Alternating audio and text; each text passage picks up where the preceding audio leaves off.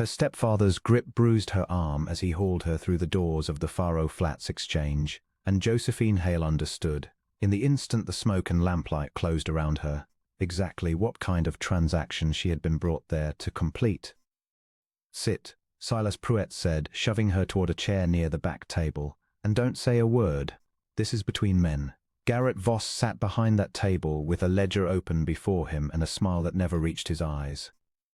He owned half the buildings on the main street of Faro Flats and most of the debts owed against them, and Josephine had heard enough whispered talk in the mercantile to know what became of men who couldn't pay him back.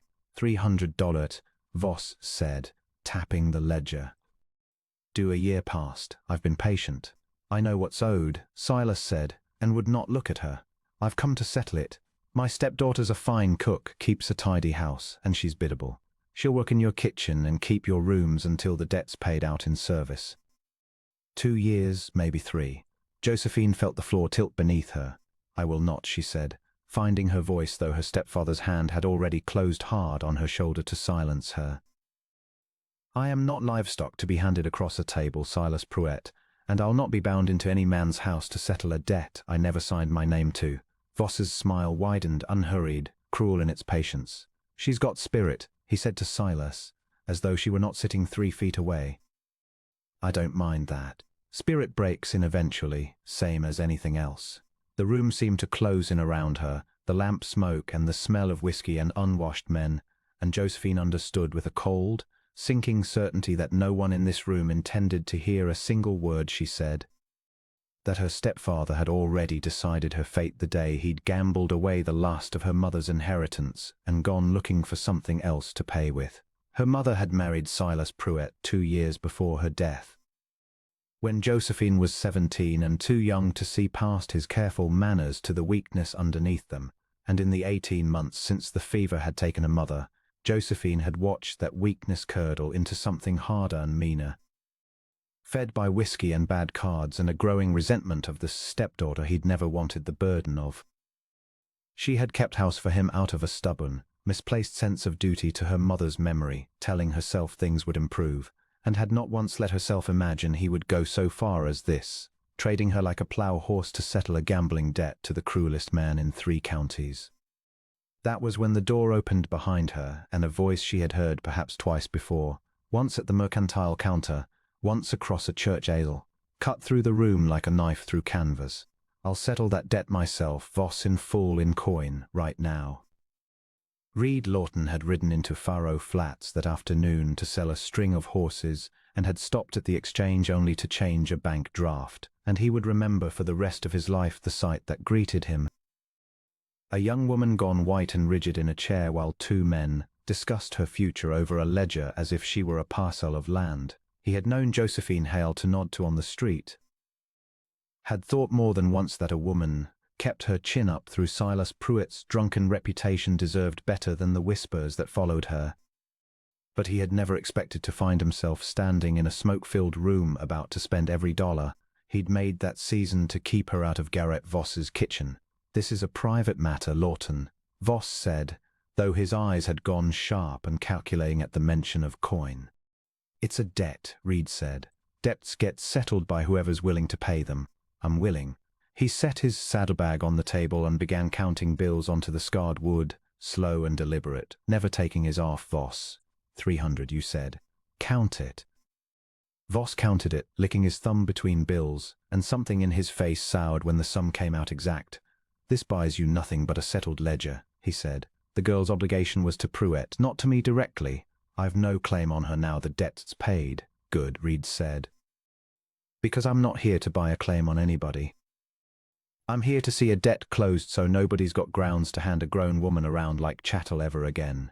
He turned then, for the first time, to look at Josephine directly, and something in his face gentled entirely from the flat, hard warning he'd worn for Voss.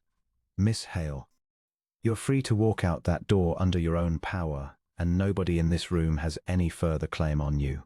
What you do next is entirely your own choosing."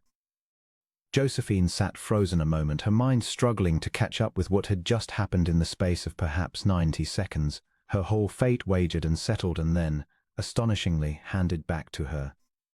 She looked at her stepfather, who would not meet her eyes, and then at Reed Lawton, whose eyes did not waver from hers at all.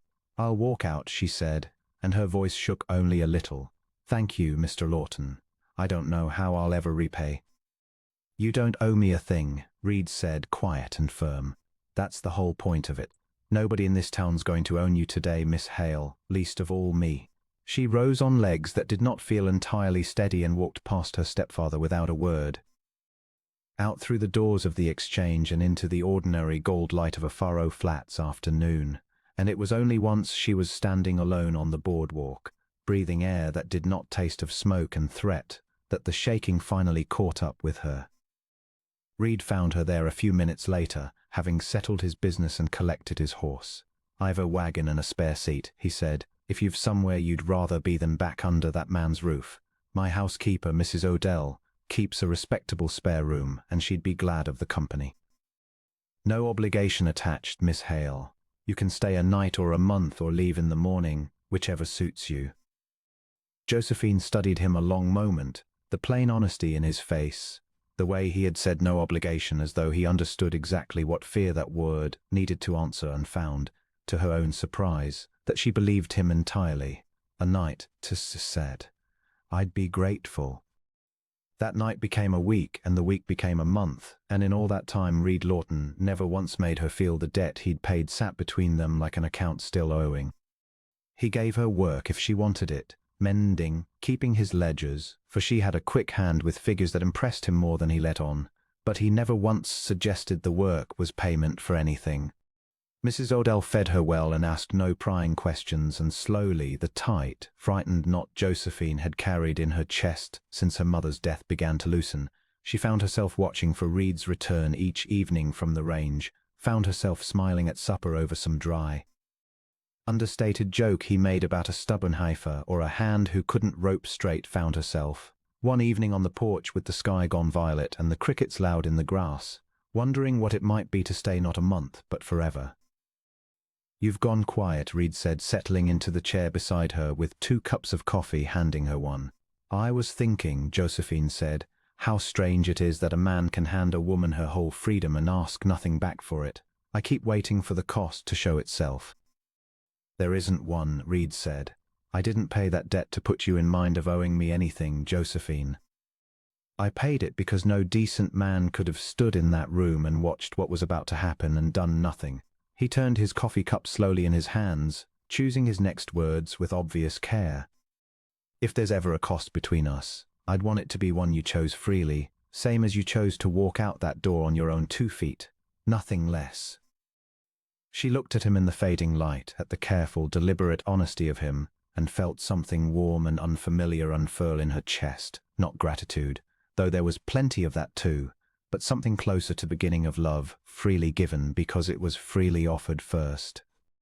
There had been a hard morning at church not long before, when Mrs. Praxton, like whispers, had followed her down the aisle, a girl taken in by a bachelor rancher. People murmured, unmarried and unrelated under his roof, what would decent folk think? And Josephine had gone stiff and cold with the old, familiar shame of being talked about rather than talked to.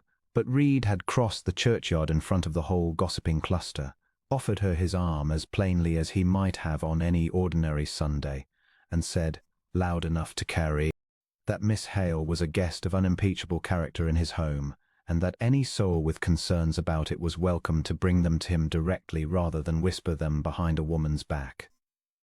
The whispering had stopped considerably after that, and Josephine had walked the rest of the way to the wagon with her chin lifted, steadied by an arm that asked nothing of her but her company. It was a small thing in the wide scope of a life, but Josephine found she measured her trust in him by such small things now, the way he never let a slight against her pass unanswered, the way he asked her opinion on the ledgers and actually weighed her answer, the way he never once, in all those quiet weeks, let his gratitude for her company curdle into any claim upon it. The trouble came, as trouble from men, like Garrett Voss so often did, in the dead of night 3 weeks later. Josephine woke to the sound of glass breaking somewhere below and the smell of coal oil sharp and wrong in the air. And by the time she'd thrown a shawl over her nightdress and reached the top of the stairs, She could already see the orange flicker of flame licking up the kitchen curtains, where someone had thrown a burning rag through the window. "Fire!" she screamed, loud enough to wake the whole house, and ran for the water bucket even as Reed came pounding down the hall half-dressed, Mrs. Odell close behind him with a lantern. They fought the blaze together, Josephine hauling water from the well while Reed beat the flames back from the curtains with a wet blanket. And it was only once the fire was out and the kitchen stood scorched but saved that they heard the riders in the yard, 3 men. And Garrett Voss himself sitting his horse at the edge of the lamplight with an expression of cold, ugly satisfaction. "Should have stayed out of my business, Lawton," Voss called. "That girl was mine to collect one way or another. A debt's a debt, paid or not, and I don't take kindly to men who make me look a fool in my own town. The debt's settled," Reed said, stepping between Voss's men and the porch where Josephine stood, his voice gone flat and dangerous in a way she had not heard from him before. "You took the coin yourself, Voss, in front of witnesses. There's no claim left for you to collect. There's the claim I make with my own hands," Voss said, and one of his men raised a shotgun toward the porch, and for one terrible, suspended second Josephine understood that this was the moment everything might be lost. The fragile, freely chosen life she had only just begun to build, the man who had asked nothing of her but her own free will, all of it hanging on whatever happened in the next handful of heartbeats. "Voss." Reed's voice did not rise, but it cut through the yard like a rifle crack. "You burn a man's house and threaten a woman under my protection in front of my own hired hands, half of whom are standing behind you right now with rifles of their own, and you think that ends well for you. Sheriff Dunmore's 2 miles down that road, and I sent Dake for him the moment I smelled coal oil. You've got about 4 minutes before this becomes a matter for the law instead of a matter between us." Voss's bravado flickered, and Josephine, watching from the porch with her heart hammering fit to break her ribs, saw the exact moment his nerve failed him, the calculation behind his eyes as he weighed the sheriff's coming rifle against whatever satisfaction he'd hoped to take that night, and found the sum did not favor him. "This isn't finished," Voss said, wheeling his horse. "It is for you," Reed said. "Ride off my land, Voss, and don't come back to Furrow Flats, where decent people can see what kind of man you really are, because after tonight they will." For a moment none of Voss's men moved, and the whole yard seemed to hold its breath together, the horses stamping, the smell of scorched wood and coal oil hanging heavy in the night air, the distant sound, real or imagined, of hoofbeats that might have been the sheriff or might only have been Josephine's own wild pulse in her ears. She watched the shotgun's barrel waver, watched the man holding it glance sideways at Voss for some signal that did not come, and understood that the next handful of seconds would decide, one way or another, whether this life she had only just begun to choose for herself would be allowed to continue at all. Voss and his men rode into the dark, and the yard fell into a silence broken only by the crackle of the last embers in the ruined kitchen curtains and the ragged sound of Josephine's own breathing. She was shaking so hard she could barely stand, and Reed crossed the porch in 3 strides and caught her before her knees gave entirely, holding her steady against his chest while Mrs. Odell fetched blankets and sent a hand riding for the sheriff in truth. "I thought," Josephine said into his shirt, muffled and shaking, "I thought he meant to kill you." "He might have tried," Reed said, "but I wasn't about to let him take you from that porch, Josephine. Not while I've still got breath in me to stand between you and every cruel man who ever thought a woman was his for the taking." He drew back just far enough to look at her, his hand steady and warm against her cheek. "I told you once I didn't want anything from you that wasn't freely given. I still mean that, but I'll tell you plain now, since we've both had a fright that's made plain speaking easier. I love you, Josephine Hale. I've loved you since you walked out of that exchange with your chin up, and didn't once look back at the man who tried to sell you. If you'll have me, I'd be the proudest man in this territory." Josephine looked up at him, at the man who had paid a debt to free her, and never once asked her to owe him anything for it, who had stood between her and a shotgun without a moment's hesitation, and found her answer waiting fully formed in her heart, needing no persuasion at all.